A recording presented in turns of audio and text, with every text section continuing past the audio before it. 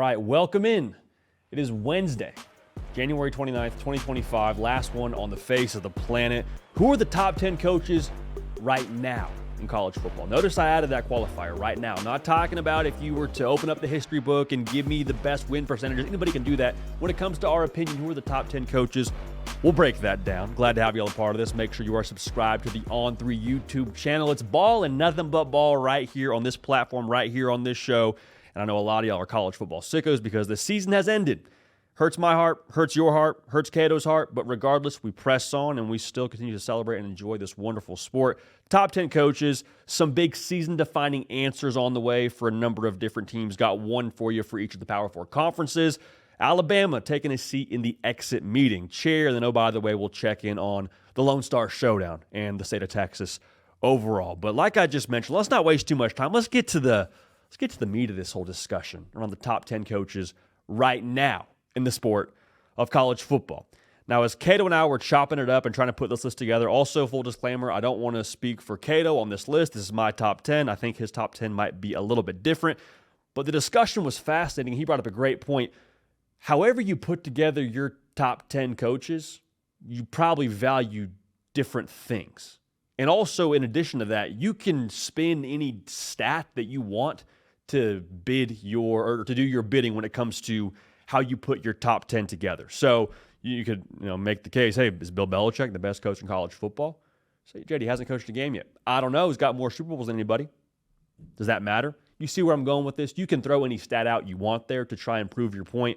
I think at the end of the day, there's a fair amount of this that goes to your opinion. So to give us a table setting of this whole discussion, here's my criteria when it comes to putting together our top 10. I'm really placing a high value on both skins on the wall, so actual trophies that you've won, plus the recency in which you've won those trophies. That's why we have the label of top coaches right now, okay? You with me? Record, of course, winning percentage plays a factor. Potential for future successes. That matters to me a whole lot because, like Marcus Freeman, spoiler, he's on this list. He's only been a head coach for 3 years. How do you compare his resume to a guy like Brian Kelly, who's been coaching for a very long time, over 260 games? We'll do our best to unpack that. Success is also in relation to your circumstances. Like Kalen DeBoer and what he did at Washington, I get it was a year ago. I think, taking them to a national title game should probably hold some weight. And in the same respect, what they didn't achieve at Alabama should probably hold some weight as well. So let's start here at number 10. We'll give you our honorable mentions at the end of this thing. But at number 10, I got Josh Heupel. And that might be a surprise to some of y'all. I don't think Josh Heupel probably makes the top 10 list if you're talking about the entire body of work versus other coaches and what they've done throughout the course of their career. But right now, Josh Heupel's a good freaking football coach. Won north of 70% of his games. And I think the most impressive thing about him and what he's done at Tennessee is the way they've broken into relevance in the SEC. They were always relevant, I should say, but Tennessee now, when you talk about what they've done under Josh Heupel, they're in that Tier 1 discussion. Now, are they firmly in Tier 1? Remains to be seen what they do next year. I think a lot of Josh Heupel moving up this list has a lot to do with what Nico Iamaleava is in his progression. But Josh Heupel's got a win over Nick Saban, has 2 double-digit win seasons the last 3 years, and he's done it with different quarterbacks. Like Joe Milton got a lot of flack for what he was at Tennessee, and I'm not telling you that was right or wrong, but I am saying Josh Heupel still managed to get that offense to score over 30 points a game. Oh, by the way, the defense was the punchline for a lot of folks talking about what Tennessee was, and right now is an offensive coach, and Josh Heupel, who again got a defense now to be top 5 in America last year. So Josh Heupel, the coaching job he's done. Oh, by the way, he's also got his team to the college football playoff, something that put him in the number 10 spot for me ahead of some of the other coaches. Josh Heupel is right now a top 10 coach in the sport. I think the resume proves it. I think that the fact that he inherited a team that was 3-7 from the COVID era when he showed up, that matters to me. So Josh Heupel overall, the body of work, the progression, all those things, to me he's at 10. But again, if he wants to move up this list, I need to see Nico Iamaleava take a step as what he was as a recruit to where he is going to be in 2025, because the dude was the top player in America for us here at On3 coming out of high school. So Josh Heupel filling that 10 spot for us on the top 10 coaches as of right now in the sport. At number 9, I got James Franklin. And he's really interesting to talk about because in a weird way, he's sort of a polarizing figure. Like, he might be the most scrutinized head coach that wins double-digit games just about every single year. 6 of James Franklin's last 9 seasons, he has won double-digit games. One of those 3 that he did not win double-digit games, they didn't even play double-digit games. It was the COVID year. So, like, James Franklin, say what you want, he still has got 2 college football playoff wins. He still has a Rose Bowl to his name, still has a Big Ten title to his name. That's more than some of these guys ahead of him have when it comes to playoff wins. So James Franklin at 9. This is the year now where you would hope, if you're a Penn State fan, you got a lot of pieces in place. You went out and grabbed Jim Knowles. Maybe this is the year that James Franklin gets the jetpack on and shoots up the rankings. We'll see. At number 8, you got Brian Kelly. And Brian Kelly, I think you can make a very fair argument that he's probably the most steady coach on this list. Over 260 career games instead of the Open, and he's won 72% of those.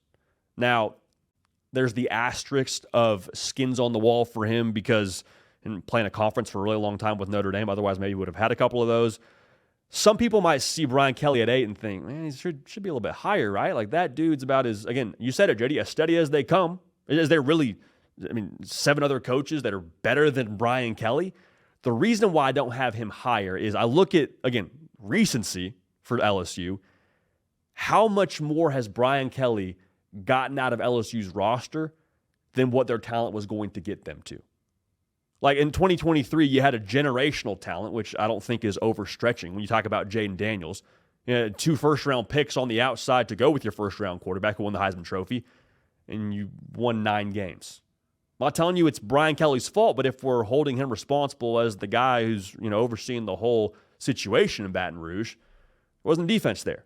So from where I'm sitting, LSU, relative to what they had on the roster, underachieved. In 2024, new quarterback, again, defense still trying to get their footing under a new system. You got a new OC, all that. 8-4 in the regular season is not bad, but again, is that elevation of what that roster was going to do? I don't think they underperformed, but I don't think they overperformed either. So for Brian Kelly, I'm interested to see now what his future is in Baton Rouge when it comes to, competing for SEC titles and national titles. I'll give him this too. He made the SEC championship his first year in the conference. That should be worth something. I'm not telling you that Brian Kelly's done a bad job, but the previous coaches before him, and Ed Orgeron, Les Miles, they won national titles at LSU. And I don't think either of those cats, quite frankly, are as good a coach as Brian Kelly, based on winning percentage alone. So Brian Kelly at 8, we spent a long time qualifying why he's not higher, just because we have so much respect for Brian Kelly and what he is as a head coach. 8 for us right now. Very curious to see what they are in 2025. At number 7, we got Dabo Swinney. And if this wasn't a prisoner of the moment kind of ranking, if this wasn't just hey, we're ranking these guys right now, he's probably a top 3 guy.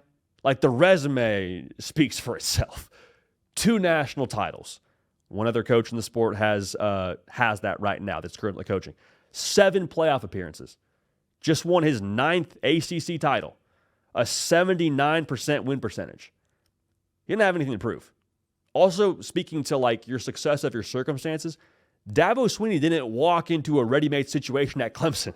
Like, Clemson wasn't what they are right now when he got the keys to that whole vehicle. He has made Clemson now a power in college football. So you ask the same question, JD, why isn't he higher? I'm a little bit curious in the trend of where college football is heading. Will Clemson evolve enough and adapt enough to keep the same level of success that they've had? Because I mentioned 7 playoff appearances. 6 of those were all in a row when the 4-team playoff started. It was incredible, but you see the sport start to change. What do great coaches do? They adapt. Saban did it. Kirby did it. Ryan Day did it. Is Clemson going to adapt enough to be able to be still a top-tier team in college football? Now, give them a lot of credit. They made the playoff this year and won the ACC this year in the new age of what college football is in the portal and NIL, and also give him credit because they've kind of dipped their toe in the portal and they went outside the staff to hire. So I'll say this too. I really like Clemson in 2025. I've said that for everyone to hear. So Dabo Swinney at 7 based on recency, but if you want to go off the full body of work, he is a case for top 3, potentially number 1, depending on how you want to value those conference titles. So that's our 10 through 7. At number 6, I got Marcus Freeman. And Marcus Freeman if you're arguing that he should be higher on this list based on what's happening right now, I don't disagree. To me, I think he could be a guy that's top 3 in 1 to 2 years on this list. It's just tricky because of we'll talk about the guys that are ahead of him, but let's start with the positives because we got too quickly into the discussion of trying to defend Marcus Freeman not being higher. But I'll say this, I'd send my kid to play for Marcus Freeman tomorrow. The way that he runs Notre Dame, the way that he's rebranded Notre Dame football, he's completely renovated what that program is. Like Notre Dame used to be what I would call a cruise ship. Remember cruises used to be all the rave for a little bit there? Like everyone's going on a honeymoon cruise. That was the trip to take. And then sure, you get a couple of bad stories in the press and a couple of, maybe you watched Titanic too many times and cruises kind of became a little bit stale. That was Notre Dame football. Kind of became a little bit stale. Great brand, great reputation to some extent. Like on the surface, like, yeah, cruises sound nice. But over time, they got stale.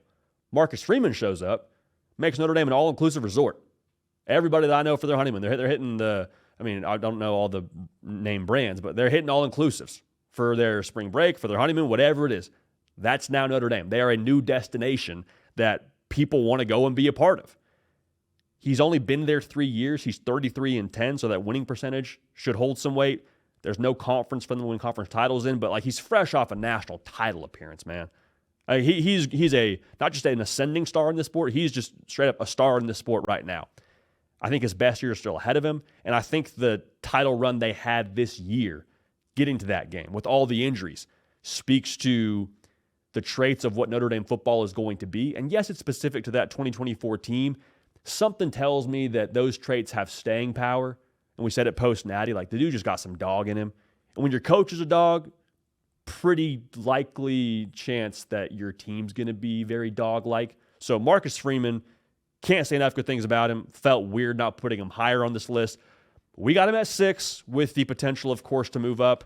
If you want to have something tangible for us to point to as to why he's not higher, the losses to Marshall, the losses to NIU, there's something tangible for you. But best year is still ahead of him, and I think he will be someone that ultimately, I wouldn't be shocked if he brought a national title back to Notre Dame. So let's go here 5 through 1. At number 5, I got Dan Lanning. He is 35-6 as a head coach. And I'll say this, I just mentioned what I think Marcus Freeman's going to do. It's truly a matter of when, not if, to me, that Dan Lanning wins the national title. I truly believe that. They have continued to progress every single year since he's been the head coach there in terms of win total. He won the toughest conference in college football their first year there. What's so impressive to me about Dan Lanning, outside of the rapid success they've had in a short window of time, I'm most impressed by 2 things. One, he's changed the perception of Oregon football. Remember Oregon under Chip Kelly? This is not throwing shade at Chip Kelly. This is just the reality of what Oregon was when he was the head coach. Nike uniforms, the flash, this West Coast school that's blowing teams out because of the fast-paced offense and all that. It was more flash than they'd get to play in teams with tough lines of scrimmage and kind of have some struggles. Dan Lanning has made Oregon a legitimate line of scrimmage football team. They were a Big Ten team before getting to the Big Ten. That's what Oregon has been. That's what they're going to be, and that's not going to change, and that's extremely impressive given what Dan Lanning has done to build that roster. The second thing that impresses me is the way that he's handled changes both on his staff and on his roster.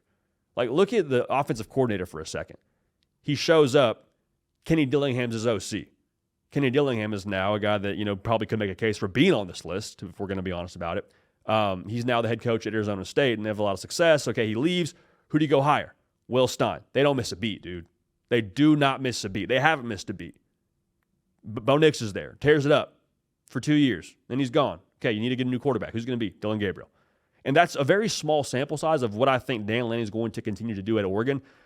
Things are going to change. That's the price of success. That's the nature of college football. That people can't play this game for 10 years, 15 years, as much as we'd like them to, as much as we have as many waivers as now exist in college football.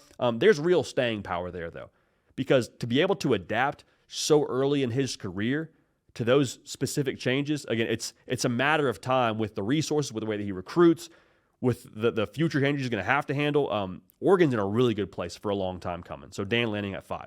Now, this is where we're going to get the most pushback, between 5 and 4. And I totally get it, but I would encourage us all to Wind back the clock about a year.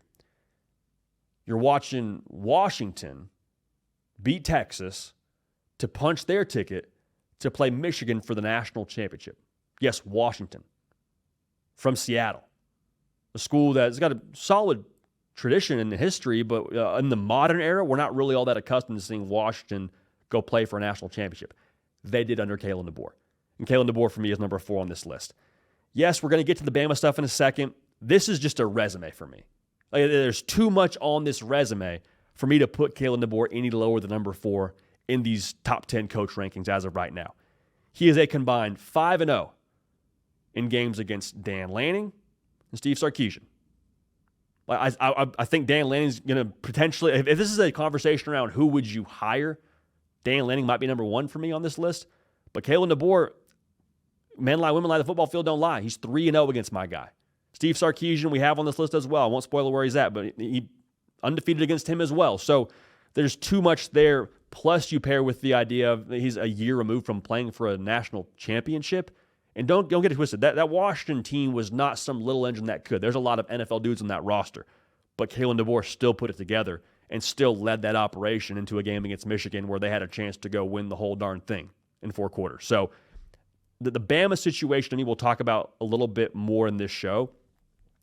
I can't help but feel like Bama and the situation Kalen DeBoer walked into there, I'm not going to tell you that there wasn't still talent for them to win, but I think the nature of the ingredients that Kalen DeBoer was dealing with weren't necessarily playing exactly to who he is as a head coach and the systems he wants to run. Again, we'll talk about that more later in the show, but to put it simply, I think Kalen DeBoer and his success at Alabama will be much better than what it has been these past few years. But if, again, given right now in college football, he's a year removed from playing for a national title. So let's tighten up there on the Kalen DeBoer slander.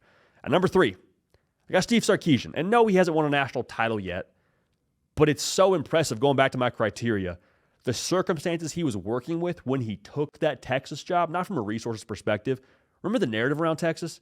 You can't win there. It's the boosters are going to put their hands all in the pot, and there's a bad culture internally. Like, take it if you want to. It's a good job from a brand point of view, but you just can't win there. And then a few years later, Steve Sarkisian wins the Big 12. His first year in the SEC, plays for the conference title, and he is the only coach on this list to be in the playoff each of the last 2 years in both the 4-team and the 12-team playoff. All I'm saying is the way that he's built Texas, they're going to be around for a while in the SEC. Like it's like the bully showing up to the new school right away, still the bully. They lost 2 All-American defensive tackles and still were top 15 in America when it came to rush yards allowed per game. That's real deal toughness. That's not quarterback guru. That's not offensive savant. He is still those things. I believe that, but that's real deal physical. And guess what? They're still loaded to be able to play like that in the trenches here going forward. So Steve Sarkisian, I understand there's not all the accolades maybe of some of these other guys on these lists, but as a head coach and where he's got Texas to right now, from being quite frankly, the plague for some of these coaches not being able to figure it out, and for him to have them in the college football playoff each of the last 2 years, Texas is just getting started, but Sark is at 3 for me on this list. Now at number 2, I can't help but envision like the Joker clap from The Dark Knight, where we walk in the cell and the Joker starts clapping for the police chief. That's got to be Ryan Day a little bit here, right?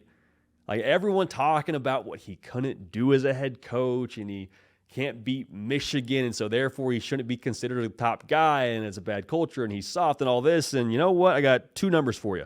70-10. Mic drop. 70-10 as a head coach. Y'all, that's ridiculous.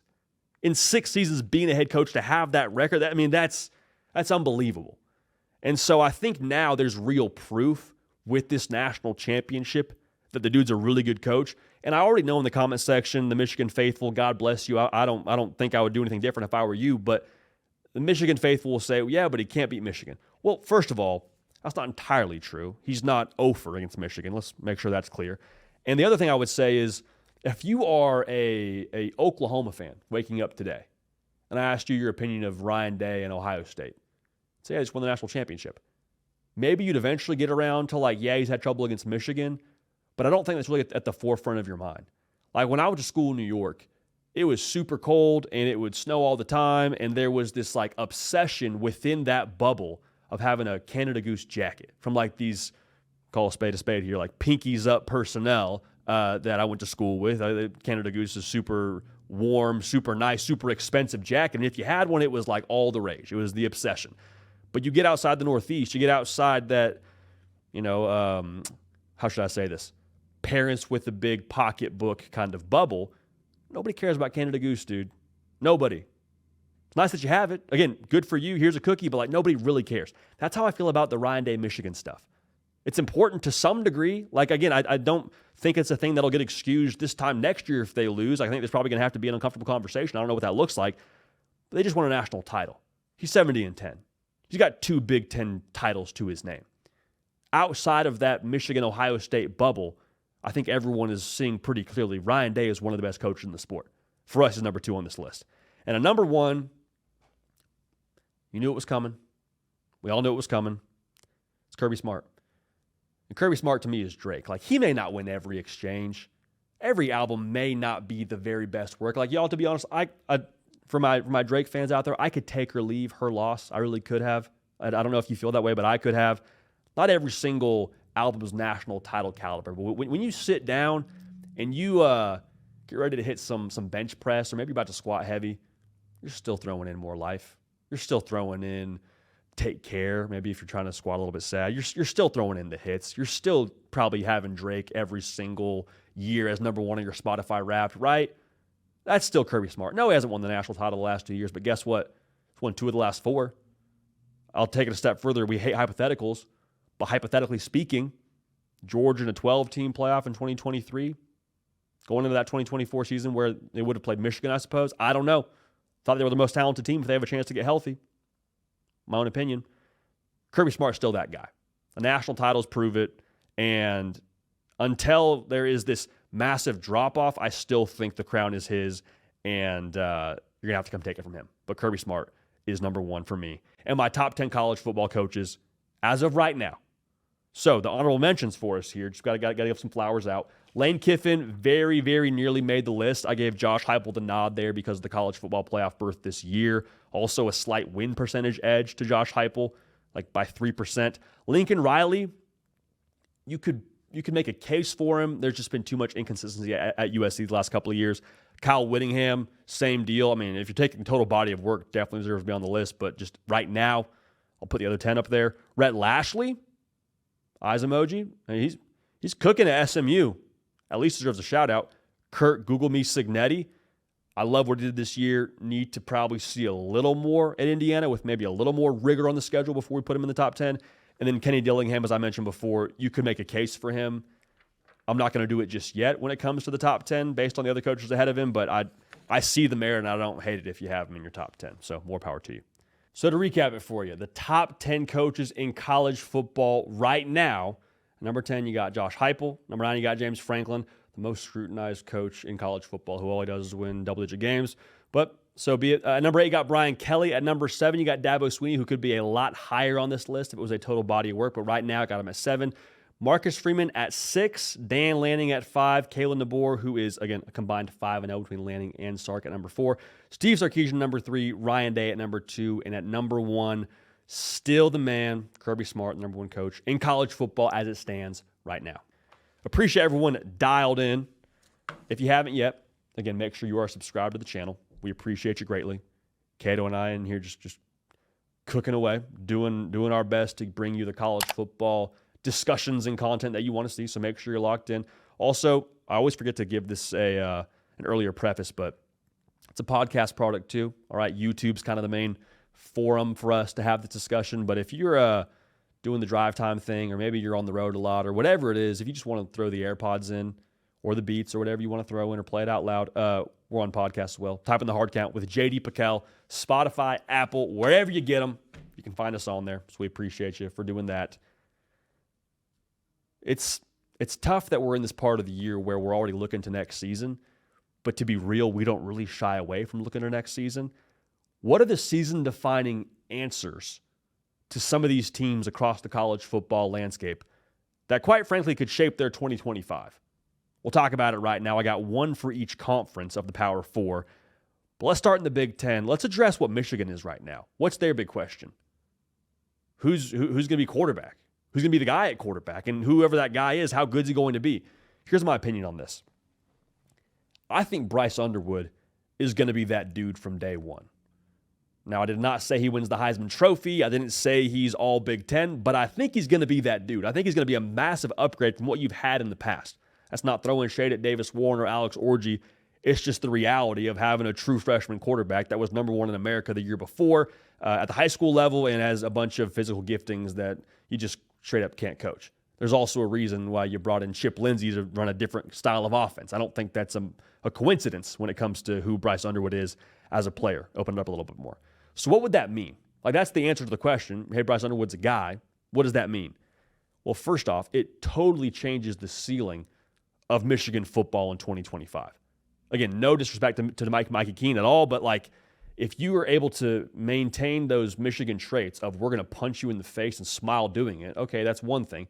But then you pair with that a real electric player at quarterback who can push the ball downfield, make you miss in space, take off and run, and launch it over your head. Like, if there's a vertical presence to Michigan's offense as well, it's kind of what they had working for them during the national title year, right? Not predicting them win the national title, at least as of right now, but you would have to think, too, that massively shakes up the Big Ten. The Big Ten then potentially still has 4 playoff teams. Like, we'll see what Indiana is, but you have Ohio State, as much as you hate to hear it if you're a Michigan fan, Oregon, Penn State. I'm not shying away from saying Michigan could be a playoff team if Bryce Underwood is who I believe he's going to be. So at that point, then, the Sharon Moore era, it's like seeing that one of those first shots go down. You're a shooter from the three-point line. You see that first one go down. You say, okay, some momentum now. Hey, our first big get at the high school level, I say big get, like a dude is the number one player in America kind of get for Sharon Moore. Okay, that probably flywheels the momentum for what Sharon Moore's new Michigan is going to be. Always done more with less. What if they do more with more? Could be a fun little hashtag too, more with more, the second more with 2 O's. I'm just saying, like Sharon Moore. If y'all use that, we'll go ahead and verbal trademark that. Send that in the mail when it comes to that check. But all that's to say, I believe Bryce Underwood will be that dude, and I believe Michigan football will be once again in that top-tier discussion for the Big Ten Conference. Let's move to the SEC. Here's the question I have, and then we're about to answer it. But the surge that Florida had at the end of the year was so first-team all-momentum at the end of 2024 with the ranked wins over Ole Miss and over LSU, and then obviously you beat Florida State. Sorry, Florida State. But how real was that is my question. And my answer here is I think it's real. I think DJ Lagway, even him not being full health at the end of the year, gives me confidence in this. Returning lines of scrimmage gives me confidence in this. The backfield and Jaden Bott gives me confidence. I think Florida, with that being the case of their surge being real, that means Florida is once again going to be a problem, not just for the SEC, but the rest of college football. Like the SEC, I was talking with Cato about this before the show. A lot of the traditional powers in that conference are the big boys, if you will. Texas not traditional power in the conference, but I mean they played for the conference last year. New quarterbacks. Like Alabama, coming off a year where they were kind of lackluster, going to be starting somebody new. Georgia starting somebody new. Texas starting somebody new. Garrett Nussmeier, he's coming back for LSU, but I don't think LSU feels like they're free of any question marks. If Florida and DJ Lagway, again, can recreate what they did at the end of last year, it's not ridiculous to think they could be in the discussion for Atlanta. Now, we'll make our prediction when we make our prediction, but even if they don't play for an SEC championship, even if they're just in the mix, what are they? Probably a playoff team at that point, right? To take it a step further, you then remove, I think, a lot of haze that was insecurity around the Florida brand, around Billy Napier, and saying, is he going to be there? And what are they going to, who's going to be what's the future of Florida football? Can they get back to where they've been in the early 2000s? We'll see if that happens. But again, with them to feel more confident in what Florida is going to be, them being recruits, you then once again activate one of the biggest brands in college football. You activate the brand that is the team in the state of Florida with the SEC logo next to their name. A lot of kids want to play in the SEC. It's not me telling you the SEC bias. It's me telling you that kids see where the draft picks come from. Those SEC schools might not be the worst idea to take my talents and play for one of those teams. So with that being said, DJ Lagway, Florida, I think it's real. I think they continue that momentum from 2024 and 2025. And I think they are in the mix to make some noise in that discussion for Atlanta. Now, I want to explore this a little bit because I think the no to the answer to that question of no, it wasn't real at Florida is worth unpacking. Not because I think it's going to happen, but just because I think there's something to be said there. The ripple effect of that would be crazy. Because what does that mean? It means Billy Napier's probably gone at Florida, which means one of the most high-profile jobs in college football becomes available, which means Florida probably goes out and I think snags a known commodity from another high-profile spot, which means that whole high-profile school, is then on the search for a coach. So the carousel gets turning.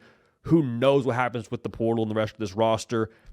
But there's a lot there that I think will happen if what I'm saying, in my opinion, is incorrect and Florida isn't all that. But you know, benefit from Florida not having success in 2024, at least on the recruiting trail? How about Miami? Have a chance to claim the state. Can Carson Beck pick up where Cam Ward left off? My opinion is yes. And when I say left off, I'm not telling you that Carson Beck's going to go out there and duplicate the exact production that Cam Ward had. Cam Ward had the best single season statistically of any Miami quarterback in history. So, let's put that to the side. But just being able to be the catalyst for the offense, being a quarterback-driven system under Shannon Dawson. They threw the ball, 55, 60% of the time at Miami last year. Down the field, they were top 5 in America when it came to yards per pass. They lived through the air. So Carson Beck being serviceable enough, or not serviceable, being better than serviceable and able to make that whole thing hum, what does that mean for Miami? Well, it means they're probably in the spot where they're competing yet again for the ACC championship. It means they're probably knocking on the door of the college football playoff. It also means there's massive pressure now on Miami to figure it out on defense, dude. Can't have 2 years where the defense is the reason why you don't achieve your goals when the offense is out there putting up numbers like Goodwill Hunting. I digress. When you come to a macro discussion around Miami, think about how you would view the Canes if you're a portal quarterback. You don't really want to live through the portal all the time, but if you can just go and cherry pick the top guy from the portal every single year, people talk about quarterback development, who have they developed in-house? It's dude, I don't know, but the dude who's playing on Saturdays for them is throwing absolute seeds. I don't really care about development if I got a top guy every single year.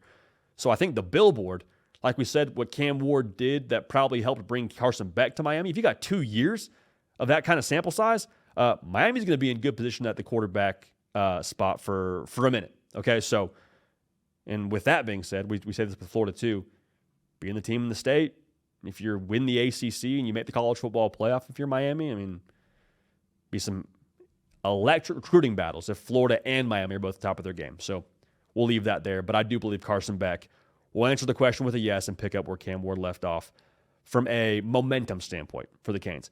Now, let's go to the Big 12 to finish out here. There's a lot made about ASU losing Cam Skattebo. And Cam Skattebo, Gallon Jug Player of the Year for us here on the Program Awards. All right, so we stand Cam Skattebo as much as anybody else. Cam Skattebo accounted for a ton of production last year in Tempe. There's no way to sugarcoat that. That is not a small loss by any stretch of the imagination. Do they take a step back with no Cam Skattebo in the lineup? I don't think so. My opinion is I think that Sam Levitt goes absolutely berserk. I think Jordan Tyson, him staying in Tempe is absolutely massive, and he goes off. And I think that they, quite frankly, carry Arizona State to being in that Big 12 title discussion for the second year in a row. We're sitting here and it's January. I don't really do predictions before August, but if you want one right now, I'd pick Arizona State to win the Big 12 as we sit here right now. Best quarterback. I think you could argue the best coach right now in the Big 12. I know Matt Campbell's there. I know Kyle Whittingham's there. I get all that. But right now, I'll take ASU. And the ripple effect of that is so huge because at that point in time, I promise you, there's going to be jobs open next year in the world of college football. And Kenny Dillingham is going to be at the top of the wish list for any high-profile job. And he should be. He totally should be. But here's the deal. I think he'll go full Leo DiCaprio. I'm not leaving. And one, because he's loyal to the soil. He's from Arizona, grew up going to Arizona State games and tailgating in the parking lot. He's sticking with Arizona State.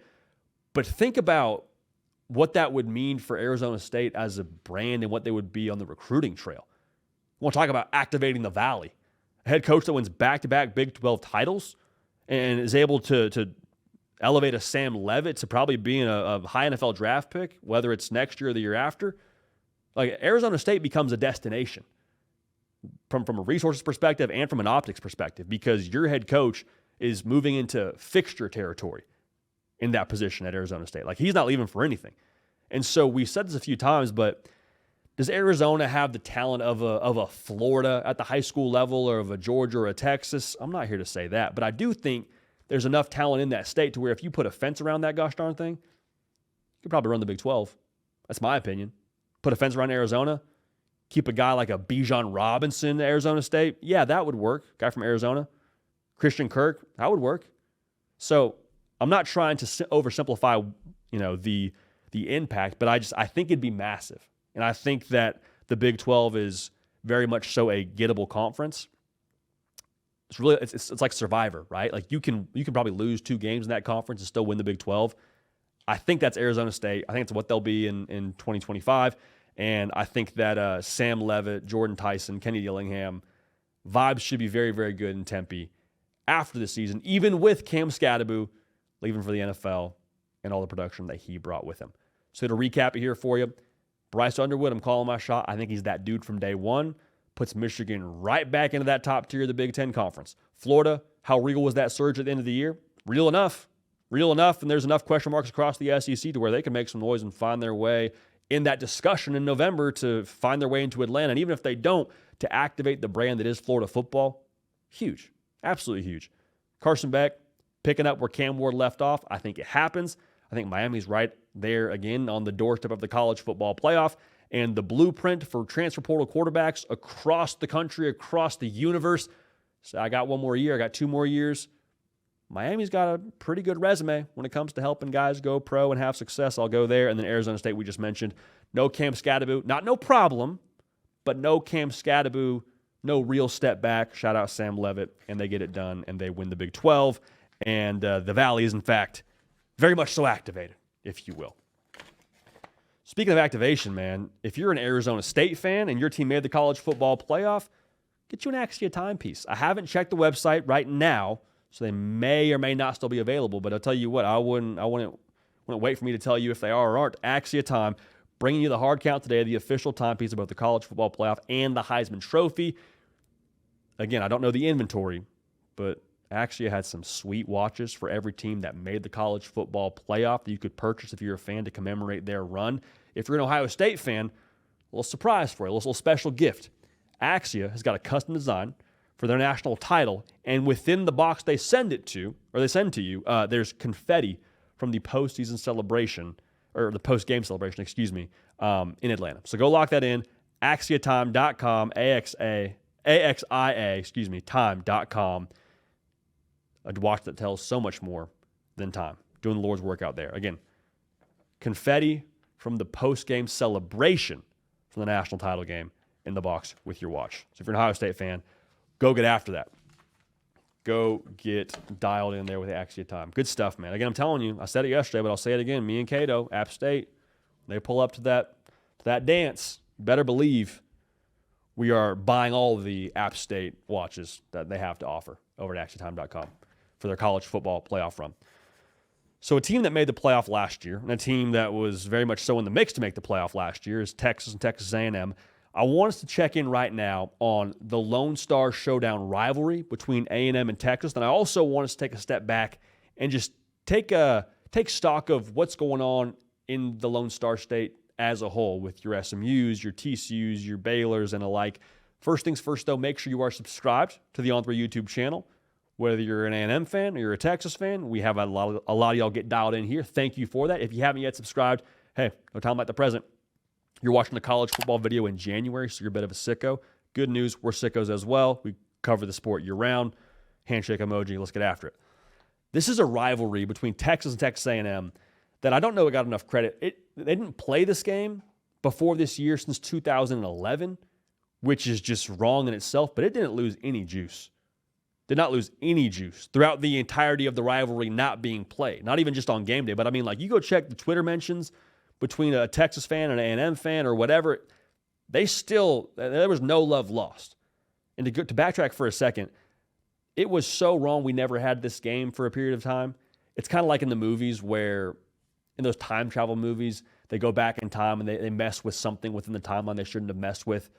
You don't mess with time travel. You don't mess with historic elite college football rivalries. I mean, gosh dang, the saw varsity's horns off is in the Texas A&M war hymn. Varsity's horns sawed off and they're rocking back and forth. So to have that not be played is just criminal. Neither here nor there. I think this is a chance now to be one of the healthiest, if not the healthiest, rivalry in the sport moving forward, because you look at both these operations, there's such equal footing to the rivalry. Both in the SEC, both extremely well-resourced, both massive brands in the state, both intense and, dare I say, fair expectations that are sky high from both fan bases. I don't think this thing is really slanted too far one way or the other. Now, is that going to be how this thing shakes out in the future remains to be seen, but let's start with Texas. We mentioned Steve Sarkisian. I think he's a top 3 coach in the sport right now.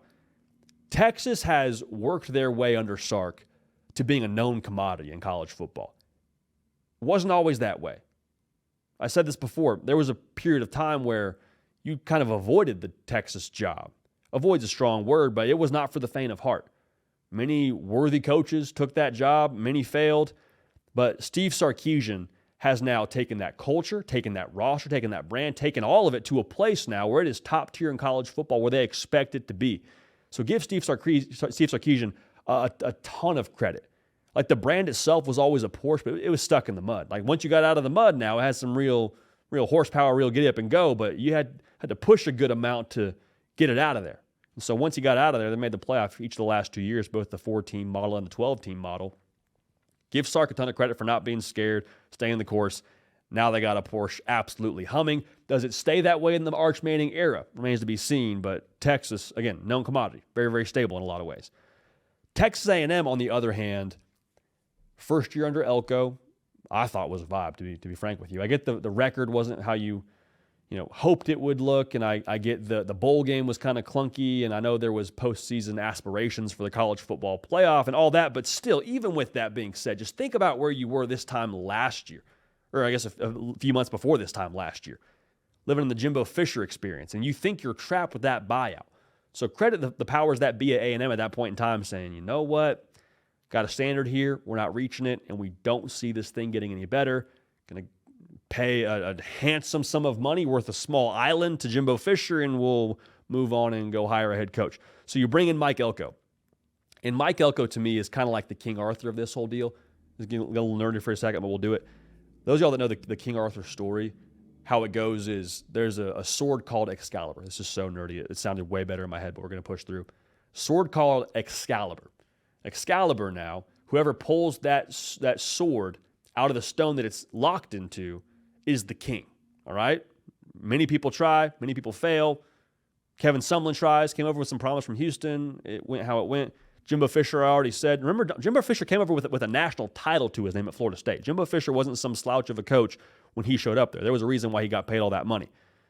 But Mike Elko kind of feels like the King Arthur of this whole deal. He seems to be able to pull Excalibur out of the stone. He seems like the guy you've been waiting for a while at A&M. And the reason why I say that is I think he fits so perfectly the vibe that A&M is as a program, as a town in College Station, all those things. Like, it's blue collar, it's hardworking, it's hard edge. They kind of picture themselves, I think, as like the anti-Texas in a lot of ways. Like, where Texas is flash, they think they're substance. Where Texas is shiny, they're grit. Where Texas finesse, they feel like they're this punch you in the mouth kind of operation. And y'all, that's Mike Elko.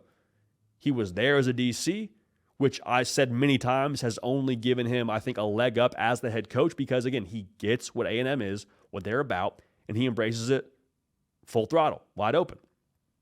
So the pitch now for Mike Elko, as we look at the future of A&M football, is as strong, I think, as, it's funny to say, as strong as I think it's ever been in recent history. I know there was that great run where they were landing a top class and the NIL thing was awesome, but like in real time, there's real substance to Mike Elko. And there's real substance to what he's building at Texas A&M.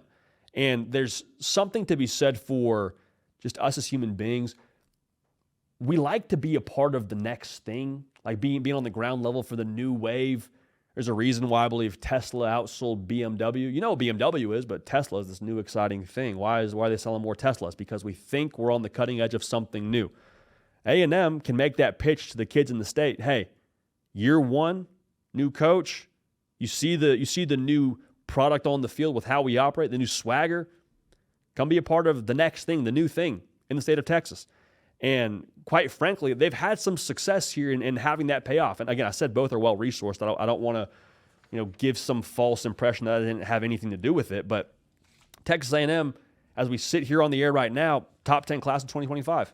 Mike Elko's first year there. Okay, so they're real deal pushing the envelope when it comes to the talent acquisition side, and they're still providing an on-field product to recruit to. Now, Texas, again, as we sit here on there, they've got the number one class. So it's going to be a great back and forth. So as I said, the future of this thing is super exciting because I think with how competitive I see it being in the future and the stakes I see for this game every single year, that last weekend in November, I think it's going to be the healthiest rivalry in college football. And the reason why I say that is both Elko and Sark and the rosters they're putting together, I don't think either side of it will just totally own it. Like, I don't see a situation where we have A&M reel off 7 in a row or Texas reel off 10 in a row. I think it's probably going to be a pretty good back and forth. Yeah, maybe there's years where somebody reels off a 3-game-in-a-row stretch, but I don't think it's going to be one side just totally owns it. That's awesome for us as fans. We get to see a back and forth. But in terms of stakes, I think this rivalry will frequently be a gateway to the SEC title game, like it was this year. Texas and A&M were both playing for a shot to go play in Atlanta. I think it'll be a game that has massive college football playoff seeding implications, like it was this year for Texas. And the crazy part about this rivalry being so strong in a lot of ways to me is like, if I'm a kid in the state of Texas of a 5-star caliber, of a 4-star caliber, I want to go to one of these two schools, more likely than not. Like, I get there's other schools in the SEC and other exciting spots in the Big Ten, but like I'm probably looking pretty closely at these two schools. This past cycle, 11 of the top 20 players in the state of Texas committed to one of these two schools or signed to one of these two schools. Why is that significant? If A&M is just getting started, and I think Steve Sarkisian still has his best days ahead of him, is that number really just going to stay at 11 of the top 20? What if it becomes 15 of the top 20? Kind of crazy to say, but in the state of Texas, like that would move the needle quite a bit. And it's obviously huge for keeping those rosters at a high, talent level. But think about the other side of that. If they're going to Texas and Texas A&M, guess where they're not going? Georgia, LSU, Alabama, other schools in the SEC. So in some ways, the competitive balance across the conference starts to shift a little bit that way. Also, look at the rest of college football in general. Like I mentioned, if you don't go to an Oregon or an Ohio State or a Michigan or wherever, that in itself, if Texas just kept top talent home, I think both these schools can and will be powers in the sport for a minute here. I want us to do a segment in the future qualifying why we believe A&M is going to be in good shape going forward. Probably don't have time for right now, but to give you a synopsis, I trust Mike Elko. I trust the way that he's building that thing out there. I trust that the character traits, all that is true. Plus, there's still a high level of talent acquisition with him, and those resources are still there. I'm not qualifying Texas because you don't need to know why I think Texas is going to be great. Texas is going to be great because Texas is a known commodity at this point. But to put it simply, both of these are going to be forces. The rivalry is going to be awesome. And the rivalry being awesome, the way that it impacts the funnel of talent is going to have a massive impact on the overall national landscape when it comes to college football. So that's A&M and Texas, but let's zoom out a little bit, look at the state. The thing that is interesting about Texas, like nobody's bending the knee. Nobody's just saying, oh, you know what, well, we'll just kind of, nobody's like irrelevant. Like TCU, only school in the state to play for a national title in the playoff era. They got boat raced, still did it. Same head coach is still there. SMU, they made the playoff this year. Got deep pockets, plus an on-field product, plus Rhett Lashley, who I don't think is going anywhere from what I can gather. I think he's an absolute stud, and he's going to keep that thing humming. Texas Tech, number 1 portal class. They're well-resourced. I've said it many times. I'm as big a Joey McGuire fan as there is on the planet, Baylor, all of a sudden, they got the arrow pointing up with Dave Aranda. So there's all these factors across the state where even the guys that don't end up at A&M or Texas, there's still a lot of talent that's going to stay home, which even further proves the point that Texas in itself is in a very powerful spot, I believe, when it comes to the college football landscape going forward. And I don't see that changing anytime soon. So the state of Texas, a lot of good folks in the state of Texas that watch the show. Shout out to y'all. Make sure you subscribe. But exciting times, very exciting times. Now, it was exciting times last year when Kalen DeBoer got the job at Alabama, and there was still some exciting times that followed, but there was also some times that didn't necessarily leave you feeling all warm and fuzzy in the 2024 season. So let's have an exit meeting presented by Huel on Alabama and what they did in 2024. Now, if you've been dialed in at all to what we've been doing on the show, Huel, bringing you the hard count today, spelled Huel, global complete nutrition brand trusted by millions. Their black edition ready to drink is complete with a meal and a bottle, high in protein, low in sugar, packed with all the nutrients your body needs to perform at its best. Probably crucial for Alabama to get them some Huel here going into 2025. 15% off using code HARDCOUNT15 plus a free gift. So again, HARDCOUNT15, 50% off plus a free gift for new customers with that code. Huel.com, Huel.com. Start your year off strong. Unlock a healthier, easier way to eat with Huel. Nutritionally complete meals in minutes so you can focus on what really matters. So what really mattered for Alabama a year ago was trying to pick up the pieces from Nick Saban's retirement. And when Kalen DeBoer got that job, it did nothing to temper expectations because Kalen DeBoer a year ago is coming off a national title game appearance. And so if you're Alabama, you're sitting here saying, okay, yes, we lost Nick Saban. That's tough. There's no way to rebound from that necessarily, but this guy just took Washington to a national title game. Why should we lower our expectations? And expectations, for those of y'all that are not familiar at Alabama, is win the SEC, win national championships. So in some ways, I think people are sitting here today saying, well, Kalen DeBoer was just set up for failure because of those Alabama expectations. I'm like, if I'm a Bama fan, it's hard to blame y'all for having those expectations. It's hard to blame living in that world where you're watching Michael Penix Jr. go be a first-round draft pick, Rome Odunze be a first-round draft pick, and all the success you had on offense and saying that dude is going to show up at Alabama with potentially a higher talent base. I mean, not Michael Penix Jr. walking around, but a higher overall base of talent and not going to have as much success. I don't see it. So the reality of what happened to Alabama, in my mind, is multifaceted. Kalen DeBoer has proven he's a really good football coach. I don't think that's up for debate. Kalen DeBoer, when he got to Bama, the ingredients he had, I don't think totally matched what he does best. Like Kalen DeBoer is this chef who makes incredible chicken wings. Roll with me here. Incredible chicken wings. Creme de la creme. National title caliber chicken wings even. Gets to Alabama, and there is this just elite level of USDA approved ribeye. And the ribeye is awesome, but Kalen DeBoer is like, I actually specialize in a different kind of cuisine. Doesn't mean Kalen DeBoer is not a good chef. Doesn't mean the ingredients at Alabama are bad. It just means, hey, ultimately, these pieces are not something I'm super familiar with working with. And we said it a couple times in the offseason, but I said it thinking that Jalen Milroe was going to have an incredible year at Alabama. But Jalen Milroe, when Kalen DeBoer got there, had averaged 20 attempts a game as a starter. Nothing wrong with that, except for the fact that Kalen DeBoer and his offense traditionally averages 40 attempts a game when it comes to throwing the football. So again, I thought they'd be able to coach around that. I was way off of my assessment there. I had higher expectations for the offense. But when you look at what actually happened during the season, Alabama was a one-trick pony. If they could not start the car with Jalen Milroe's legs, car wasn't moving anywhere. And Ryan Williams, I don't know if you know, he's 17 years old, so just a little fun fact there. He was their best receiver. And there wasn't anybody on that offense outside of him that really scared you from a vertical presence. So you have one receiver who's a true freshman who should be a senior in high school. You got a quarterback who plays his best football when he's able to loosen up the defense a little bit with his legs.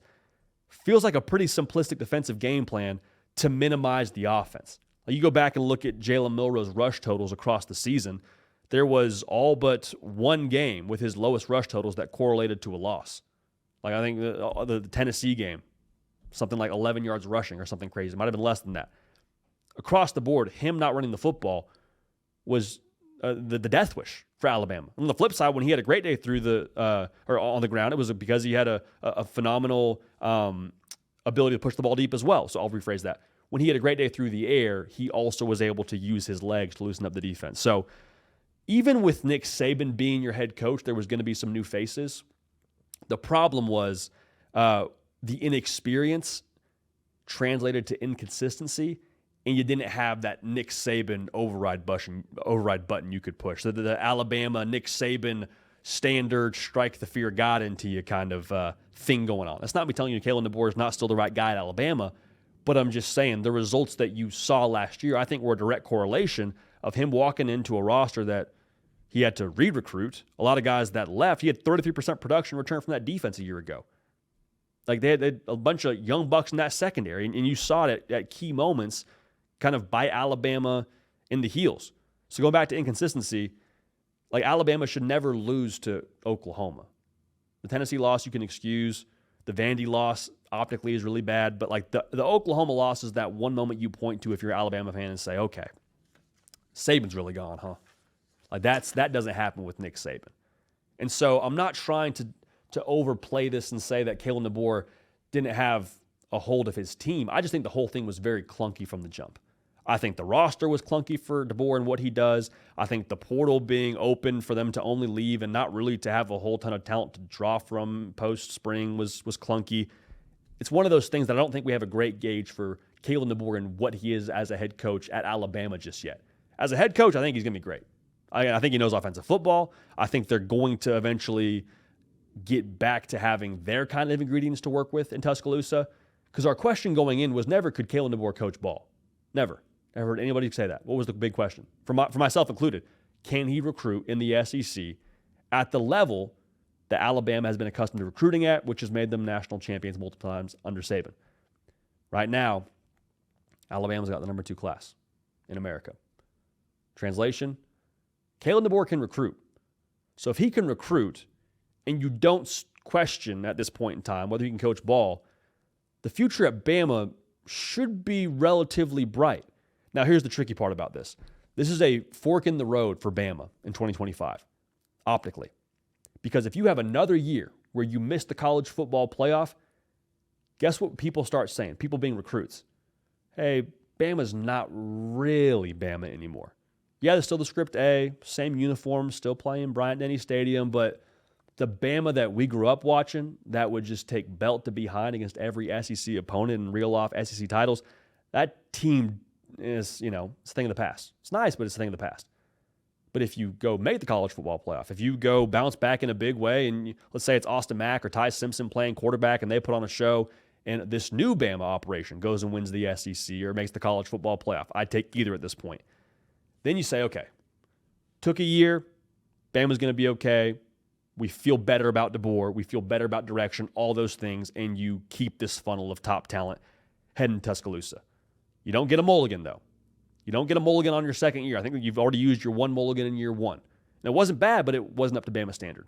So to put a bow on this thing, I still believe in Kalen DeBoer. I'm not scared by the 9-4 season. The ReliaQuest Bowl sucked. Yeah, it did. A lot of opt-outs for Michigan. Ball up top. Give Kalen DeBoer his ingredients. Give him time to get his ingredients. And I think Bama is going to be okay. Now, will they win 5 national titles under DeBoer? That's asking a lot in modern college football. But I do think Bama will return to being a Tier 1 operation in the world of college football. So we appreciate y'all being dialed in.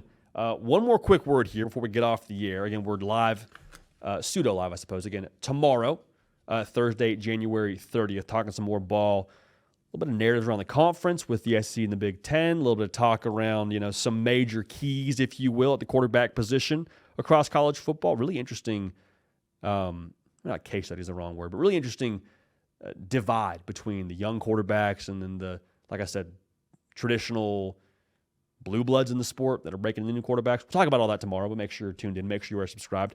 But I mentioned it before. I mentioned it again, the hard count brought to you by our friends over at Axia. Axia Time, official timepiece of the college football playoff.